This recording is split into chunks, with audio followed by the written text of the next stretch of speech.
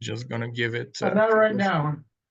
Yes, we're on. I'm just gonna give it a couple of seconds for people to come in, and then we'll give it a start.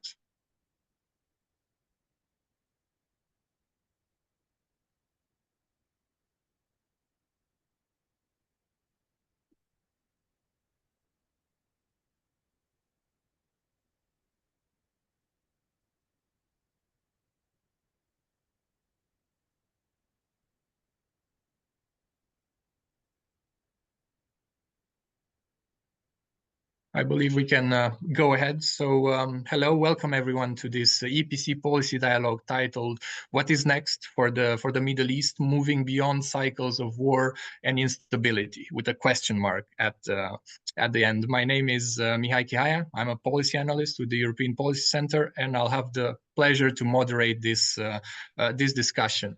The idea behind this event is, firstly, it's twofold. Firstly, is to take stock of current developments across the board in the Middle East.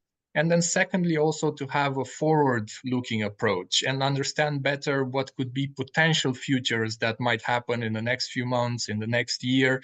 So it's really to discuss a broad range of issues, starting, of course, from the war in Gaza, the recent US ceasefire plan, to also look at the EU's role so far in the crisis, in multiple crises in the Middle East, to look also, of course, at potential escalation between Hezbollah and Israel, to look also at the Red Sea, but also better understand what might come next after Iran's presidential elections.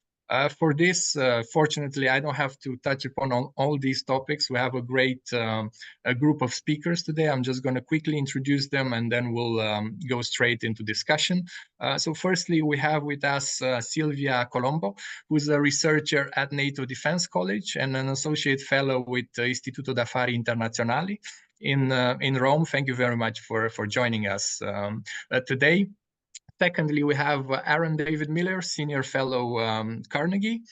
Thank you very much for joining again our events. And last but not least, we have Hamid Azizi, who's a visiting fellow at SWP, that's the German Institute for International and Security Affairs. Thank you very much for joining us. Maybe a couple of words on the run of show. We'll have a conversation with our speakers. I'll pose a few questions, and then we'll open the floor for Q&A with the audience. So please go ahead early on and put your questions in the question box, and I'll read them out loud, and we'll see who's best placed to address them. Just one organizational note. I know that Silvia has to leave at 45 past the hour, so do go ahead and pose your question early on. And I think with that, we can just move straight into the discussion. I'll start with you, Silvia, and perhaps firstly, you can give us a sort of an overview of where the region is standing and where the region is perhaps going to in your view, and the floor is yours. Well, thank you so much, Mihai, and thank you to the EPC for this invitation and for putting together this panel, which indeed, as you said, it's perfectly timely to take stock of recent developments, but especially I think it's also a good moment after the European elections to see where, the situation will, what kind of impact what's happening in Europe might have on the Middle East, and of course how the Middle East itself is going to shape, the posture of the new institutions. Let me mention a few points about where I see the region standing right now, and in the end where I see it going. So first of all, there is a direct mention in the title about of conflicts, and we of course tend to look at the Middle East, particularly now, as a region that is beset with the conflicts. Conflicts are back in the region. They stand sometimes at the core of geopolitical developments. However, I think that, as important as they are, and the humanitarian crisis they bring with them, I think there is much more going on that we should take into account. So we know that, 13 years have passed since the so-called Arab uprisings, and the region is more fragmented than ever. I mean, when I say the region, I'm not necessarily looking just at the Middle East, at the Levant in a narrow sense, but I tend to look at it from the perspective of the Middle East and North Africa, or even including the regions, the areas that fall beyond this geopolitical space that are so interconnected. And so, of course, when you talk about North Africa, you mentioned the Sahel. When you talk about the Middle East, you do include the Gulf, as we will see, and so on and so forth. So when I talk about fragmentation, is not so much or not only in terms of the economy and the prospects for development, but also and especially from the perspective of security and political developments. Many of the crises are going through low-intensity intrastate conflicts and civil wars. I mean, of course, Libya is in a situation of stalemate. It's a frozen conflict, but it's very far from being solved.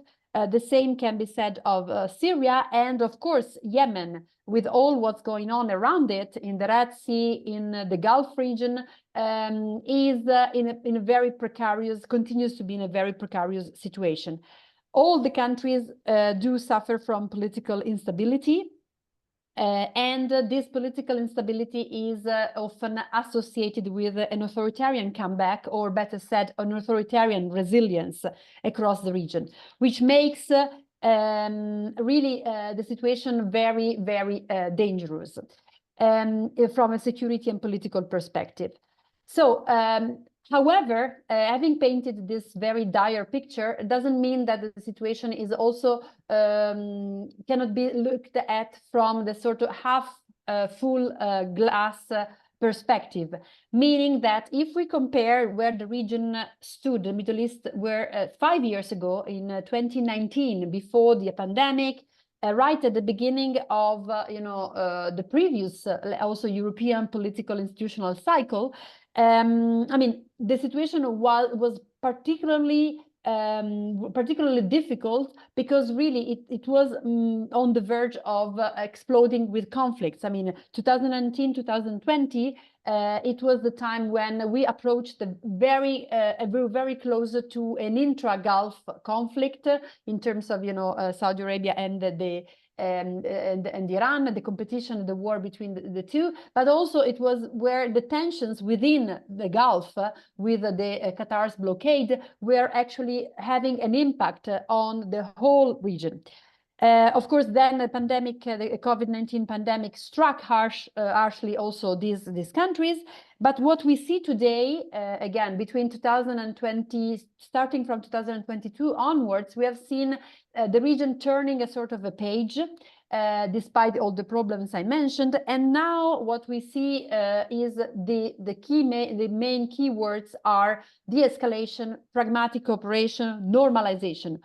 All trends that we have seen developing over the past 2 years, with the Abraham Accords, with the rapprochement between Israel and Saudi Arabia, the dialogue between Iran and again Saudi Arabia, with the facilitating role of countries such as Oman and a bit more stable Iraq.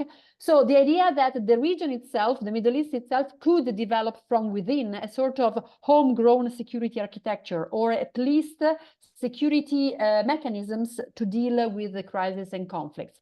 Of course, the past 8 months with the shock of the 7th of October events seem to have put all this into question. I would argue, looking forward, because I think that here we can say a few words about where the region is going to, is that, of course, again, as I said at the beginning, conflicts are back in the equation. We are now seeing, the dangerous impact of these conflicts, again, of the Gaza war on the stability of the Middle East more generally, with Jordan and Egypt being particularly fragile, but also the risk of escalation in Lebanon. Of course, the picture seems to point to the fact that we are back to the 2019-2020 situation, whereby no possibility for de-escalation and for peace coming from the region itself. However, I would say that the trends towards pragmatic cooperation and normalization are particularly strong, that even if, of course, now we have a major humanitarian crisis in Gaza and Palestine, in potentially a long-term destabilization of the Middle East, there are major forces that will make these trends resume, will make these trends continue once, of course, the situation improves, and even countries such as Saudi Arabia, Turkey to a lesser extent, other Gulf players, but also, Iran, having realized and acknowledged the fact that they need to develop and find ways to coexist. This peacefully one next to the other. This, of course, raises questions about the EU's role in the region, because we have been used to considering, the Middle East, particularly North Africa, as Europe's backyard.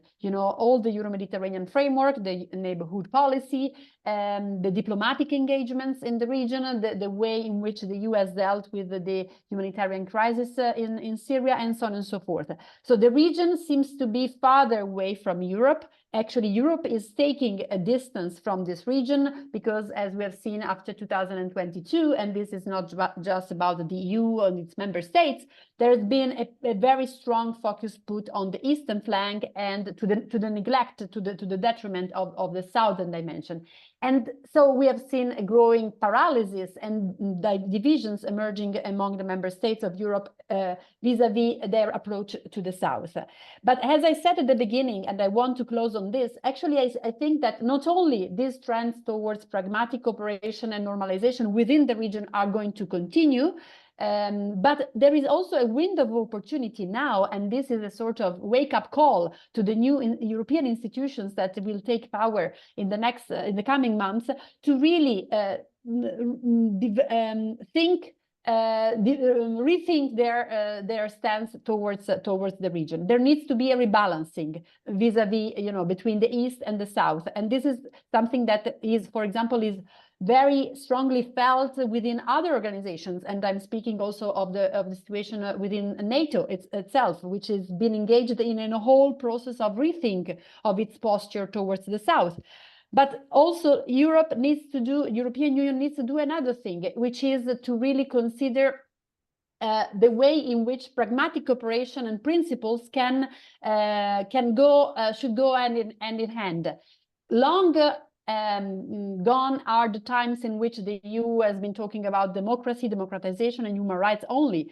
And that's very good, because, there needs to be a more focused attention on the interests. There is no way the EU can survive, especially since what's been going on as its response vis-a-vis the war in Gaza, with the double standard that has been dramatically unveiled. And the fact that the EU has been so slow and very reactive when it comes to playing a role in this major crisis in the neighborhood. However, I think that whether the EU should be, again, make a very important process of rethinking it's the way in which it balances interests and values, while remaining, of course, faithful to values and the respect for the rule of law and the principles of international law. It should really develop new ways of communicating and speaking to this region. The gap between the public opinions in the Middle East, our public opinions, and the EU is larger than ever, and the sooner we European policymakers and the public opinions in Europe realize that, the better it is. I was shocked to see that in the debates for the very recent elections for the European Parliament, very little attention was devoted to discuss the Southern Mediterranean dimension, because I think that the damage that has been inflicted, even in the narrative about the EU's role in the region, is so major, so big, that it will take some time for the EU to put its house in order first and do this re-engagement again with the region. But this is the window of opportunity that Europe, the European Union, has in front of itself, and it should grasp it before it is too late. Thank you. I'll stop here.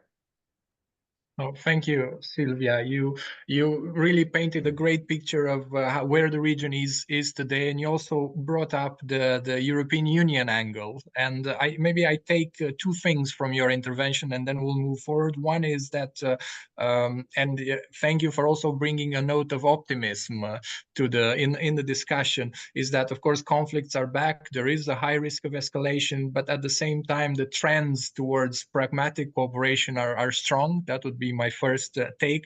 And the second is that now there is really an opportunity for the EU with the new political cycle to rebalance its approach towards the southern neighborhood, towards the broader Middle East region. Now let me turn to you, Aaron. Of course, if you want to add something to this picture of the Middle East, feel free to go ahead. But I also had a more specific question for you, which relates to a Biden ceasefire plan for the war in Gaza. If you could tell us, of course, in a few words, what's the state of play with it, and what are the chances to succeed? The floor is yours. Thanks, Mihai, and thanks for organizing this. Look, I'll make 5 brief points. The headlines here look bad, and trend lines can always change. But based on the headlines, it seems to me we're entering an even more turbulent period than we've seen in the past. Number one, and I think this is germane both for the EU and for any outside party. You know, the Middle East, based on my almost 30 years in government working on Israeli negotiations and just observing the region, the Middle East is littered with the remains of great powers in one form or another who wrongly believe they could impress, shape, further their dreams, schemes, and ambitions on smaller ones.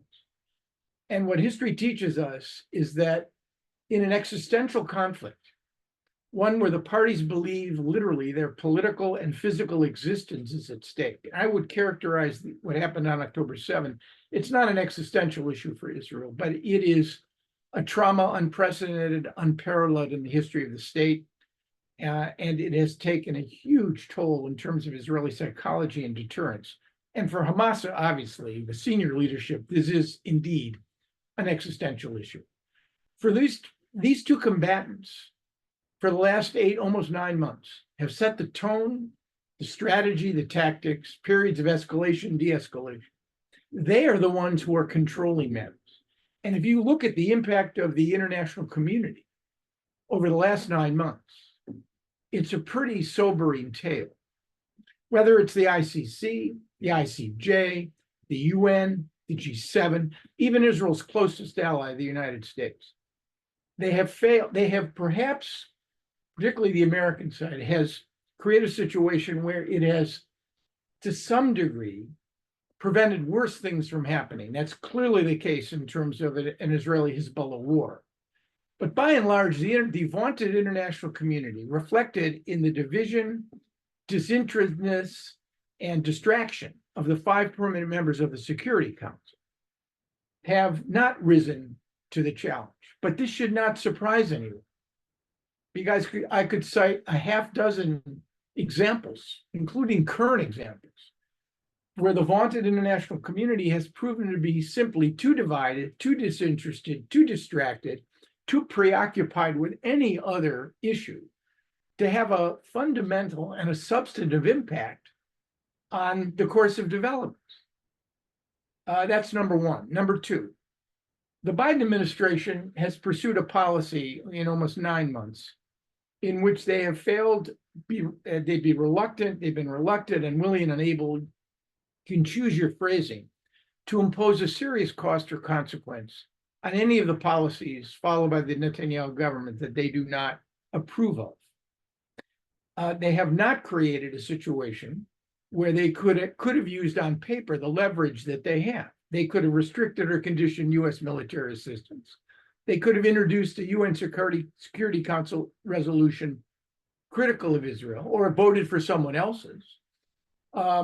They could have abandoned any idea of negotiations and simply joined the international chorus in demanding a cessation of hostilities. And I will point out, as far as the Security Council is concerned, it is unprecedented in the history of the Arab-Israeli conflict that the UN Security Council, voting 14-0 with one abstention by Russia, basically validated an Israeli peace plan. Nothing like this has ever happened in the history of the Arab-Israeli conflict. And make no mistake, what the president laid out May 31st is an Israeli plan. Various members of the Israeli government, including the prime minister, has been reluctant to claim ownership, but nor has the prime minister essentially confronted or publicly walked away from it. So this is a set of Israeli ideas, without question. The problem, of course, is that the instrument that the administration has chosen to try to de-escalate the conflict, an Israeli-Hamas agreement, is fraught with difficulties. And it has little to do with the language of a 4.5-page document, which is quite detailed and which nobody has seen except the negotiators. My former colleague and friend Bill Burns is leading CIA's negotiating efforts. David Barnea, the head of Mossad, is channeling the Israeli side. It is not the absence of creative fixes that have created the impasse. It is the absence of will and clocks that are not synchronized. The Sinwar clock and the Netanyahu clock are much more closely aligned. That is to say, it's ticking very slowly. The Biden clock, on the other hand, is ticking very quickly. And one thing I know about negotiations, when they succeed and or when they fail, it's always a question of whether or not the parties believe there is an urgent need to move forward. And frankly, on the part of the government of Israel and the prime minister, for many reasons, and Yahya Sinwar, who believes he is winning and has no reason to concede, there is no urgency. The only party that is in a hurry is the administration. And in a negotiation, that is a very bad place to be. That's my second point. I think even if the mediators manage to get Sinwar and Netanyahu to approve a 3-phased plan, it's my judgment analytically that they probably will not be able to move beyond the first phase. That first phase is significant: the release of the elderly, the women who are being abused, and the infirm, in exchange for an asymmetrical number of Palestinian prisoners and a 6-week ceasefire, could prove significant. But the odds that Hamas and Israel can embrace a plan which has as its goal war termination, cessation of hostilities, and the termination of this conflict, in my judgment, is simply a bridge too far, because their objectives are mutually irreconcilable. Hamas believes that the senior leadership must survive. Hamas believes that it will play a role in whatever post-conflict political environment remains in Gaza. And the only card they have is hostages. And they will trade the 50 men, the IDF soldiers and the civilians, for a cessation of hostilities and a withdrawal of Israeli forces from Gaza. I find both of those objectives to be completely irreconcilable with what Netanyahu wants, and even to some degree what the Israeli Defense Forces are prepared to settle for. I don't know if you saw the statement yesterday by the IDF spokesman, Daniel Hagari.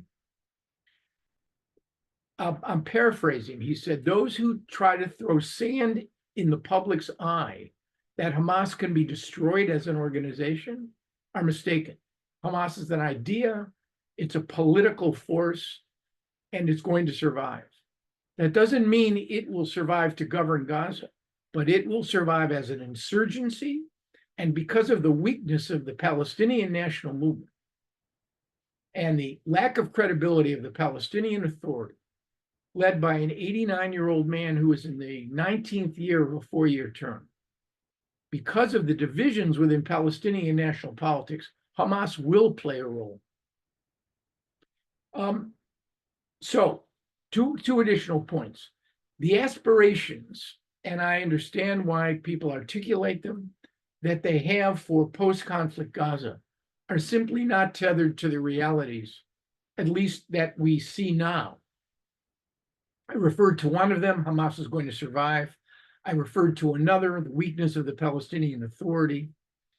And I referred to a third, which is the Israeli determination to maintain some sort of military operations in Gaza, unless there is some sort of force, international, Arab states, boots on the ground. But that is almost unimaginable to me. And let me make a final point on Israeli-Palestinian relations.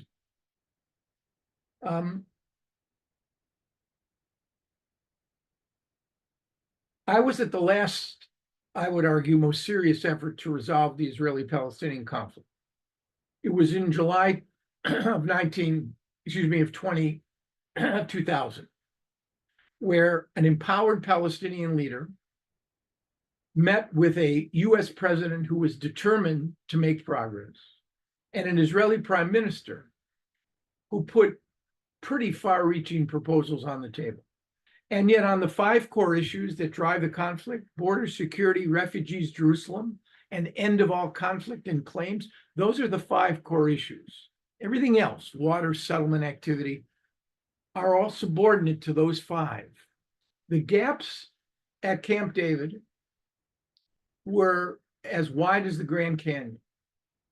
They widened further after the Second Intifada, and right now, it's intellectually dishonest to even talk about the possibilities that the current leadership of the Israeli government, whether it's Benjamin Netanyahu or Benny Gantz, or whether it's Hussein al-Sheikh or Marwan Barghouti or Mahmoud Abbas, it is intellectually dishonest to even talk about the prospects for addressing these 5 core issues and remotely working towards something that we would describe as a conflict-ending agreement.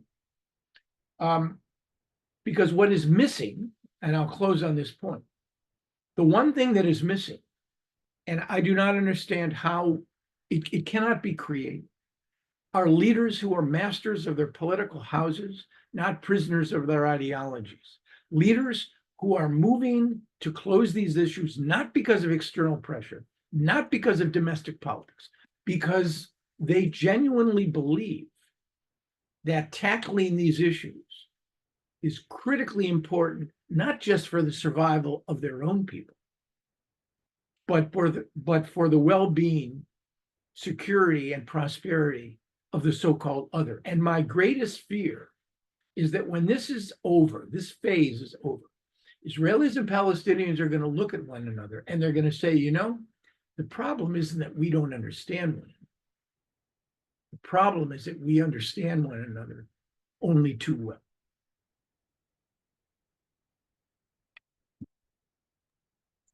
Thank you, Aaron. That was it's a lot of food for thought on all these 5 points that you put out. Maybe one thing that I will keep in mind as we move forward in the discussion is this absence of will and lack of synchronization between the clocks of the Biden administration, Sinwar, and Netanyahu. And I'm sure we'll come back to this point later in the discussion. Now, I would also like to bring you in, Hamid, and moving to another very important issue, which is the presidential elections in Iran and potential impact on Iran's foreign policy. Please, you have the floor. Yeah, sure. Thank you very much to you and to EPC for organizing this panel and for inviting me. It's a pleasure to be here. So let me actually, contextualize your question within the regional developments that was discussed by the 2 other distinguished panelists. So speaking of whether and to what extent the upcoming presidential election is going to impact Iran's foreign policy, especially in the region, it is important to take a look at the dominant perception at the time in the Iranian government, and by government I mean the overall establishment of the Islamic Republic, and more specifically speaking, the so-called deep state, which consists of the Revolutionary Guards, the IRGC, and the security, basically the security military apparatus of the country, and of course, at top of that, the Supreme Leader Khamenei. So actually, I would say, back to what Aaron just said, Israel or Benjamin Netanyahu and Sinwar are not the only ones whose clock is ticking slowly. Iran is on that side as well, and particularly the person of Khamenei. If you look at how Khamenei's narrative, and specifically this person as the supreme leader of the country, has changed since October 7. In the first speech, when he praised the October 7 attack, but distanced himself from basically, or tried basically not to, for Iran not to be attributed any responsibility for the attack, up until now, when he and his advisor, like former IRGC commander Rahim Safavi, speak about the Iranian strategic depth reaching to the Mediterranean, to the new regional order being shaped in the region in favor of quote-unquote resistance. So all these basically mean that over the past 8 months, the developments and most importantly, Hamas's resilience has given this kind of confidence to the Iranian side, and that their investment on the so-called axis of resistance has been really worth it. So this is one thing. And if you look at actually how this axis, how the Iran-backed network has operated in the past 8 months, and as someone who's been following this topic for many years, I would say this has been actually beyond Iran's best expectations. You know, the level of coordination, the level of support, the kind of multi-layered approach that this network has shown. Hezbollah coming to Hamas's aid, Houthis, opening another front, Iraqi militias joining the front, while Iran basically almost sitting aside and just taking credit for the victory, without getting, at least so far, dragged into a full-fledged conflict. This all kind of intensifies that idea of victory. So all this I said to just, provide the context to say, to say basically why I think we are not going to see any significant shift in Iran's foreign policy as a result of this election, at least as far as Iran's regional policy is concerned. Now, if we look at the kind of presidential debates and the campaigns. So we have 6 people actually, as you know, 4 of which belong to the so-called conservative / hardline camp. 1 reformist, which this time, unlike 3 years ago, has kind of organizational, institutional affiliation with the reform movement of Iran. And another one, Mustafa Pur Mohammadi, who's kind of from the clerical establishment, the kind of traditional conservatives. So this is what we see. Among these people, I would say 3 of them really matter. One is Saeed Jalili, the former nuclear negotiator. The other one is Mohammad Baqir Ghalibaf, the former mayor of Tehran and the current Speaker of Parliament. And then we have Masoud Pezeshkian, the reform candidate. 2 other hardliners are just, it's almost everybody's expectation that they would withdraw on the last day before the election in support of either Jalili or Ghalibaf, depending on who's going to, provide a better offer to them. And Pur Mohammadi is not going to have a, widespread support anyway.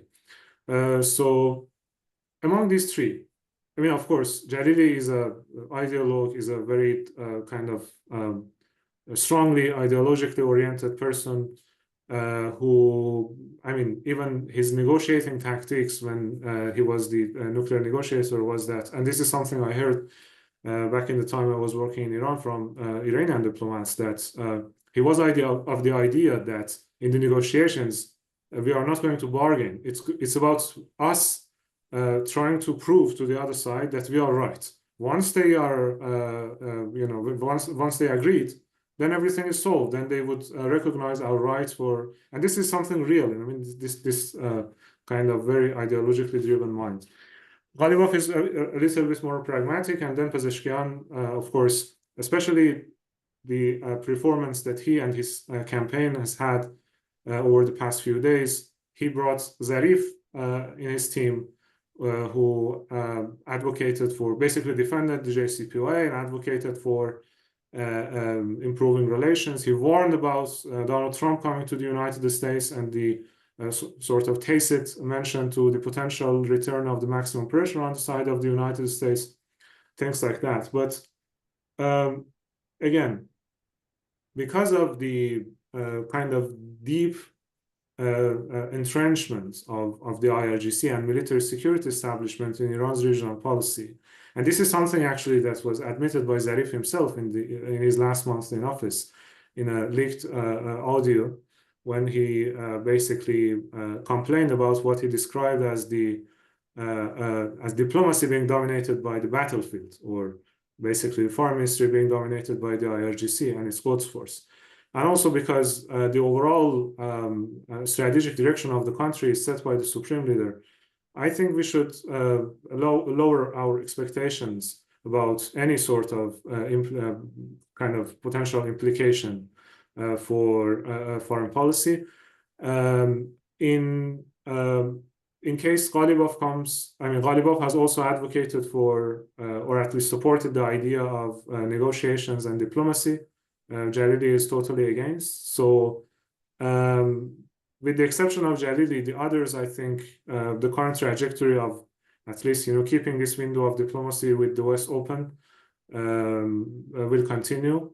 But again, the developments of the past 8 months, plus Iran's advancements in its nuclear program, and plus what they perceive as a transition in world politics, changes in the balance of international power, which actually was one of the main drivers for their support for Russia, for example, and closer relations with China. You can see that even now in this transitional period, Ali Bagheri, the caretaker foreign minister, goes to the BRICS summit, goes to other multilateral formats.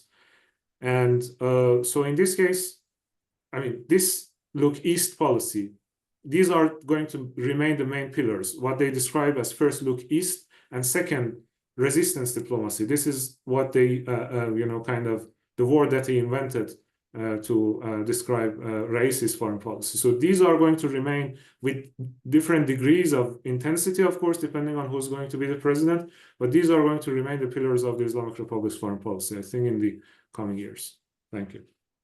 No, thank you, Hamid. It's good to keep this in mind and lower our expectations about the implications of the elections, as you rightly pointed out. I mean, from the top of my mind, I have quite a few questions also on Iran and maybe future of the JCPOA, if we can still talk about that. But firstly, I would turn back to you, Silvia, because I know you need to leave in a few minutes, and I wanted to firstly, of course, to give you the chance to also share a few thoughts on what Aaron has said about Gaza, but also on what Hamid mentioned about Iran, but also to ask you if you still see a role that you could play in de-escalation in the Gaza's war, and maybe connected to this, whether you see a role for the EU to build up on its actions in the Red Sea, because the EU also has taken quite a few measures there. I'm thinking, of course, Operation Aspidis.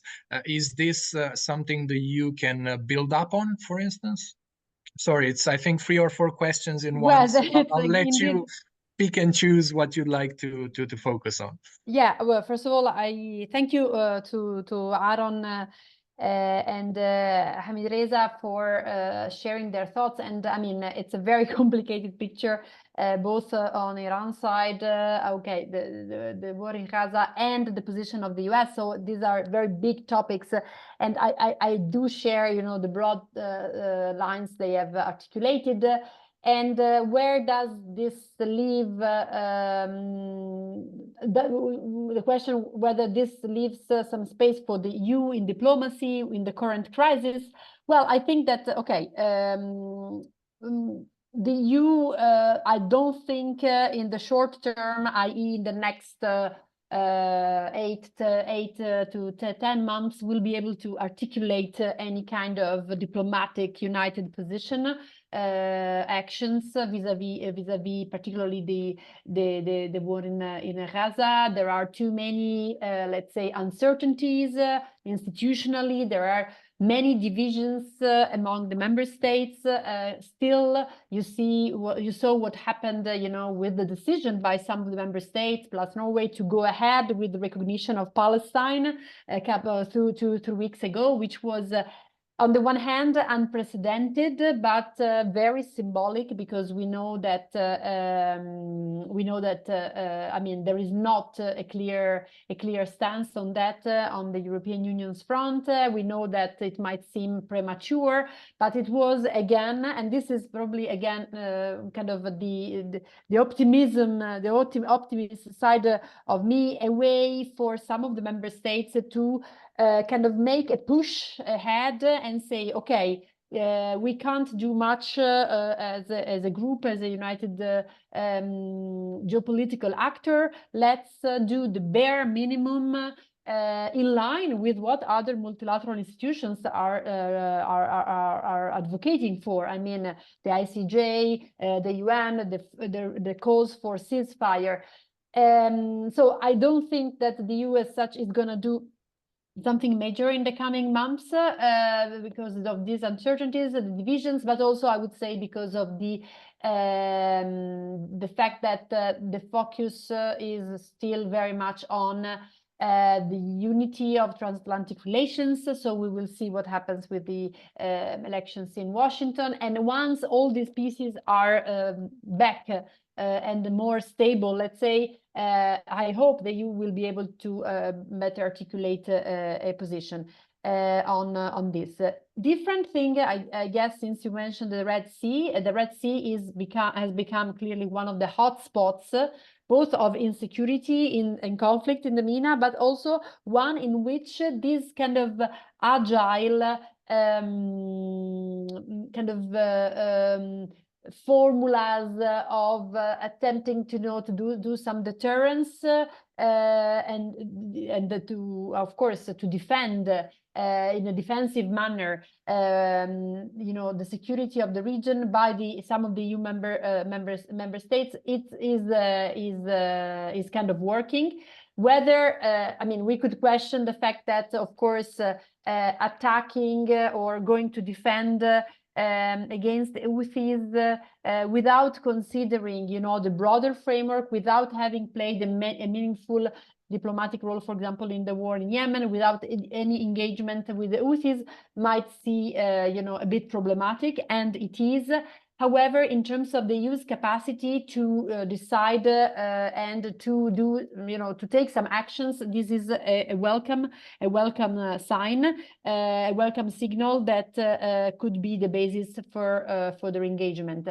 There is a lot going on, for example, in the maritime security domains. Member states are taking this as much as, you know, other issues such as cyber defense, countering, you know, fake news and the disinformation campaigns of Russia and also partially China in the region, in Europe and in the Middle East.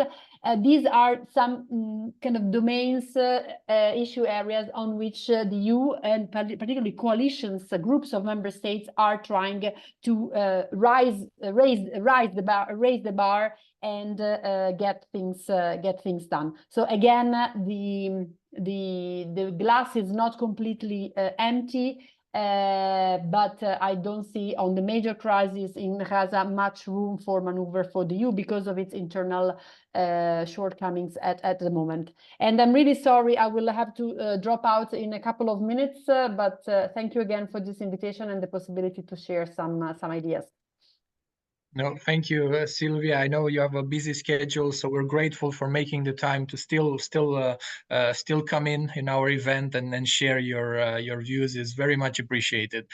Now, as I see some questions coming in from the audience, we'll get to that in a second. But firstly, I'd just like to bring in the discussion this more forward-looking aspect, and I will turn to you, Aaron. And I remember back, I think it was in February, when we had a previous event on the war in Gaza. At some point, you mentioned something on the lines that it was very difficult in the past for U.S. presidents to be tough on Israel, or something on these lines we discussed. And I would like to bring in a potential Trump administration in the White House. How would this administration deal with Israel and with the war in Gaza? I mean, I guess I would argue if Donald, and again, I voted for Republicans, Democrats, and worked for them. Let me just begin with a broader comment, and because I think it trips into what I think the problem is. I believe deeply in something called the American national interest, which is something that transcends or should transcend party politics. It should transcend the aspirations, ambitions of our presidents. But it very much depends on a president. If we're going to further American national interest, it very much depends on a president who essentially believes in the concept of a national interest. And I'd only note that our founders used the word I only once in the US Constitution. They embedded the inaugural oath that the president takes in Article 2, which explains the powers of the presidency. Now, why did they do that?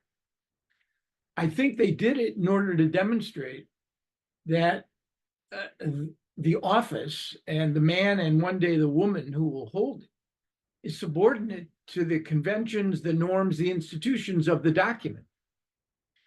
Watching Donald Trump from 2016 to 2020 suggested to me that that was not the case, that he pursues a foreign policy that is untethered in large part from what the national interest is, and much more designed to further, in any number of cases, and the Middle East was the poster child for this, further his own personal interests or his financial interests. And I'm wondering if a second Trump administration would act the same way. I was invited to have a conversation in 2018 with his son-in-law, Jared Kushner, and he identified what the elements of the Trump administration policy in the Middle East would be. Number one, they would establish a very close relationship with the Israeli prime minister, a strategic relationship. Number two, they would establish strategic relations with the Gulf states, particularly the Saudis and the Emiratis. And number three, as far as the Palestinians were concerned, if they didn't understand that they were the weakest party in the negotiation, and that they didn't and weren't able to be flexible on what the Trump administration was going to propose, then it was clear that their bargaining power would be reduced and they would be relegated to the margins. Those three principles basically drove Trump administration policy between 2016 and 2020, with one addition, which has to do with Iran. The attacks on two Saudi oil installations, facilities, in September of 2019 was the most serious attack against Saudi Arabia in years. And instead of responding forcefully, the Trump administration took a much different approach. That, from what I understand to be the forthcoming policies, should Donald Trump be elected president, is going to change. That whatever pressure his administration brought on Iran is going to increase.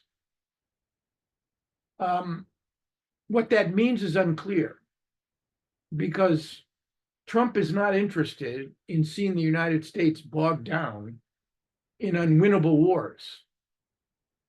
It's a very transactional approach to foreign policy. So I would expect Trump to be tougher on Iran. How that policy will actually be implemented is unclear. And with respect to the Palestinians, I think he simply won't care. Now, much is going to depend on how the Israeli-Hamas war ends, or how it morphs into a different phase. So at this point, I think it's really hard to predict. He may decide, since he has this relationship with the Saudis, to try to push Israeli-Saudi normalization.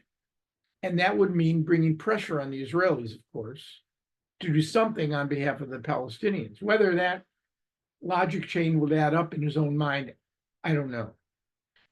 But I don't think, on balance, you're going to see a policy that is structured in the same way that the Biden administration policy was structured, however ineffective it's proven to be. Thank you, Aaron. I'll maybe turn to you now, Hamid, and I will take one question from the audience for you, but I'll also give you the chance to also come in with a few thoughts of your own on a potential impact of a Trump administration on U.S. policy towards Iran. I'll just quickly read the question, which comes from Paul Taylor, our visiting senior fellow. The question reads, where does the Iranian leadership see the red lines on its international action and nuclear program that could trigger U.S.-Israeli action that would endanger the regime's survival? Please go ahead. Sure. That's a good question. And that is also related to what I described as the overall perception of change in the Iranian leadership. I mean, change in the global balance of power, in the also regional equations. So based on that, I would say in the current calculation of the Iranian leadership, there's no red line as such. And the red lines are shifting.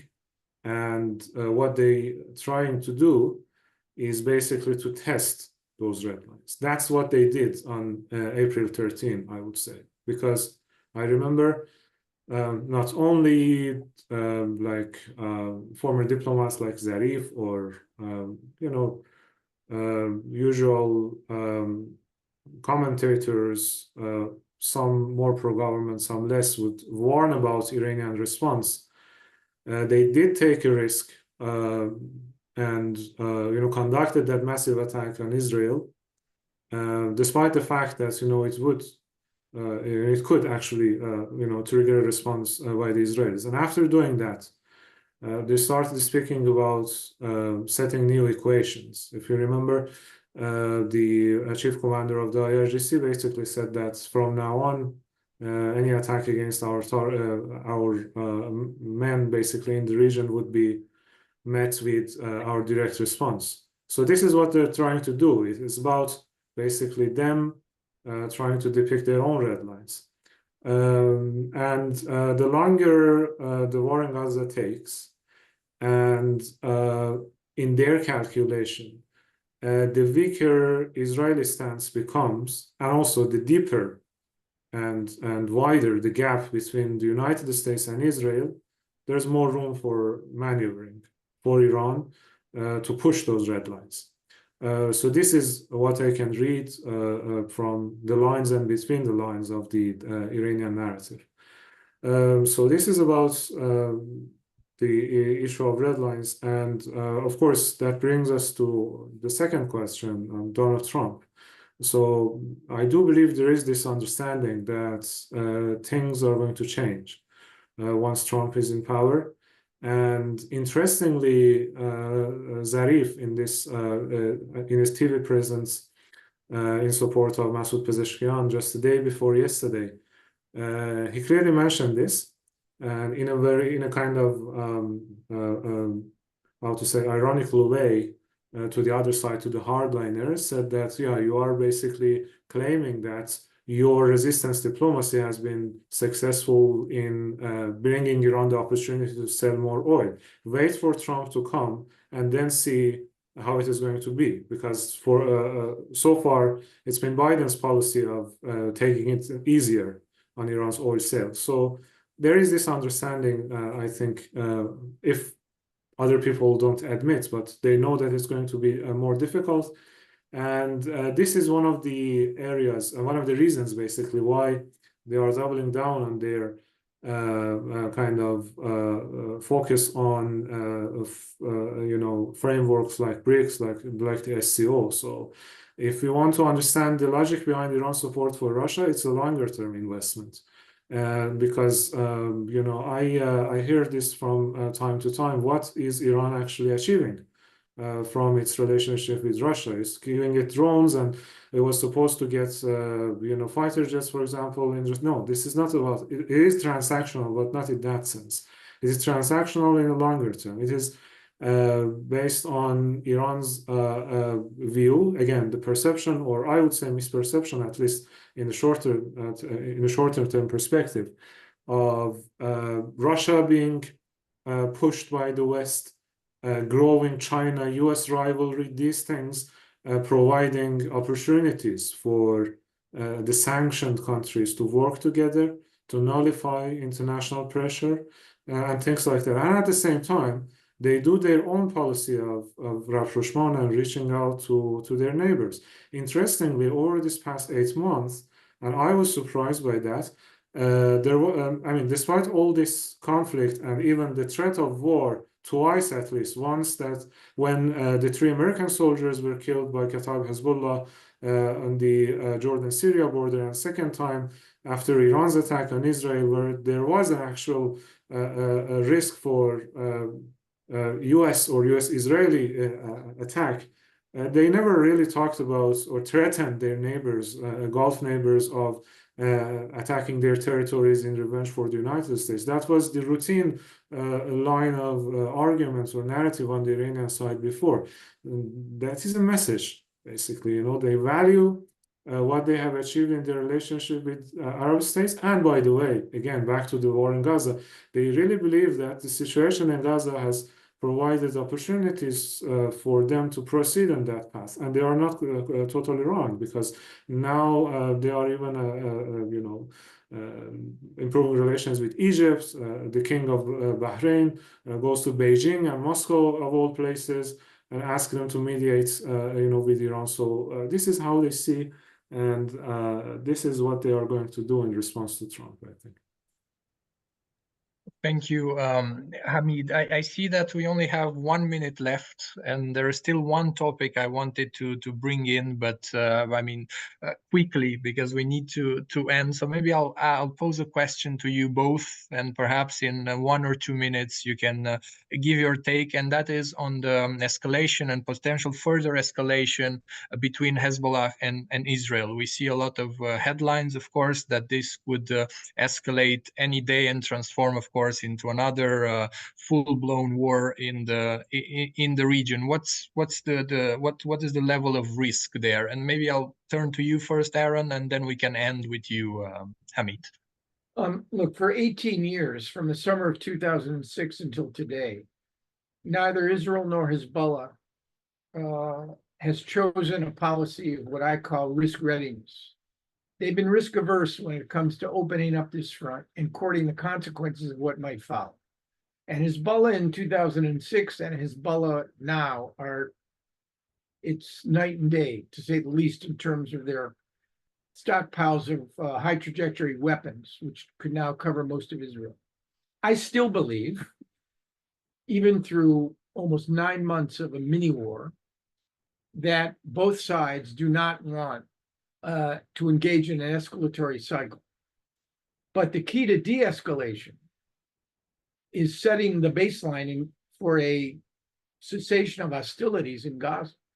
I think Hamid's point on Iran's low-cost investment so far to its proxies and what it has gained in return, suggests to me that neither does Tehran want a major escalation, because under these circumstances, there would be a reasonable chance that the US would become involved and the Middle East could see what it has never experienced before, which is a regional war, not a ground campaign, but a war of manned and unmanned platforms, cruise missiles, Scuds, short-range ballistic missiles, which could ultimately involve, even though I take Hamid's point on Iran's efforts to maintain its relations with the Gulf states, could in fact bring the Gulf as an arena of kinetic action into the equation.